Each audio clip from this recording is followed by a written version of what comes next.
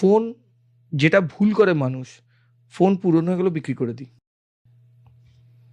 এটা একদমই করবেন না, কারণ আপনি মনে করছেন ফোনের কোনো ডিজিটাল ডেটা ইরেজ হয় না। ডিজিটাল ডেটা এরেজ হয় না, সব প্রেজেন্ট থাকে। একটা ফোনের মেমোরিতে একটা ইন্টারনাল মেমোরি, একটা এক্সটার্নাল মেমোরি, যেটা সার্ভারে আছে। ফটোকপি বোথ ওয়েতেই হয়।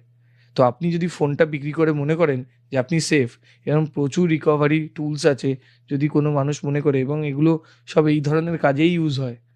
ফোনটা রিকভারি, আবার আপনি বিক্রি করছেন কেন? পার্টসগুলোকে ইউজ করবে, ওর মেমোরিটাও থাকবে। এবার আপনি বলছেন ফরম্যাট করলে ডেটা উড়ে গেল। একদমই নয়, রিকভার করা সম্ভব। তো ফোন যদি চেঞ্জ করার মুড থাকে, তো এই দিয়ে আবার নেবেন না।